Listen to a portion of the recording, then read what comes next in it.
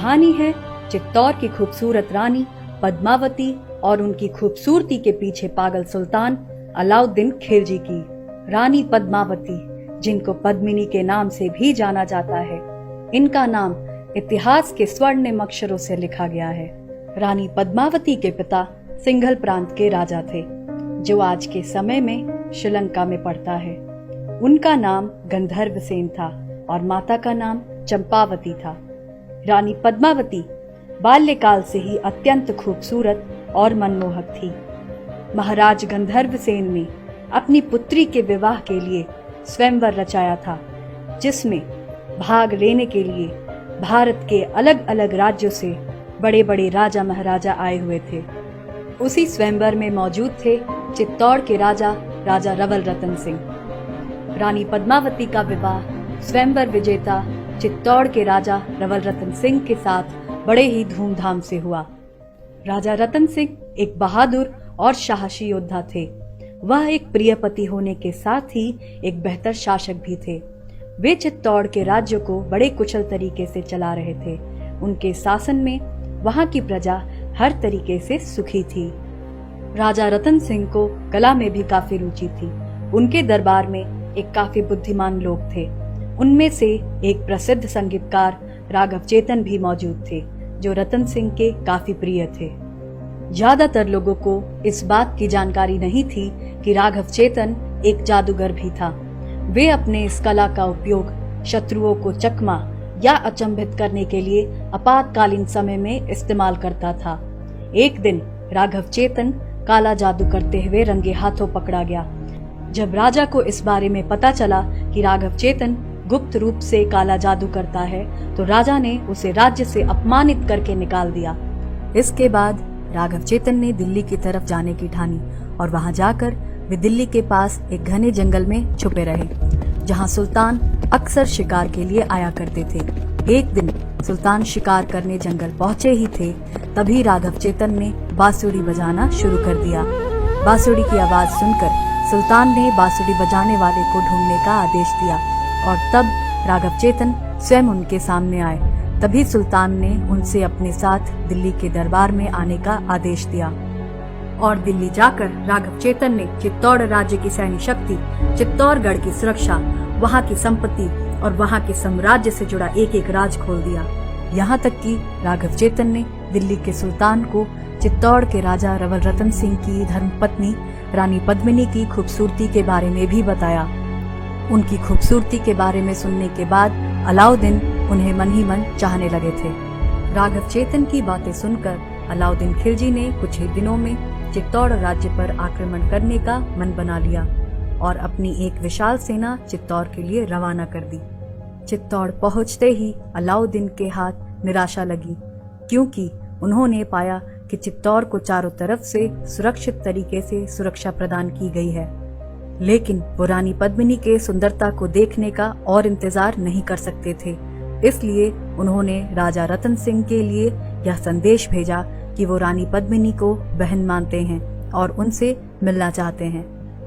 खिलजी के इस अजीब मांग को राजपूत मर्यादा के विरुद्ध बताकर राजा रतन सिंह ने ठुकरा दिया, लेकिन निराश रतन सिंह को अपने साम्राज्य को अलाउद्दीन के तीव्र प्रकोप से बचाने का एक मौका दिखाई दिया। रानी पद्मावती सुल्तान को अपनी झलक दिखाने को तैयार तो हो गई, लेकिन केवल प्रतिबिंब में। इसके लिए किले के एक ऊंचे बुर्ज में अलाउद्दीन खिलजी को खड़ा किया गया। उसके सामने एक आईना लगा दिया गया। वो बुर्ज के एकदम नीचे एक तालाब था, जो बुर्ज में लगा आईने में साफ दिखाई देता था। तालाब के किनारे रानी पद्मावती खड़ी हो गई। रानी पद्मावती का प्रतिबिंब तालाब के पानी में पड़ा और तालाब का प्रतिबिंब उस आईने में दिखाई दिया, और इस तरह पहली बार सुल्तान अलाउद्दीन खिलजी ने रानी पद्मावती के रूप को देखा। पद्मावती के रूप के बारे में सुल्तान खिलजी ने जितना सुना था, उससे कहीं ज्यादा पाया। पद्मावती को देखते ही अलाउद्दीन ने उसे अपना बनाने की ठान ली।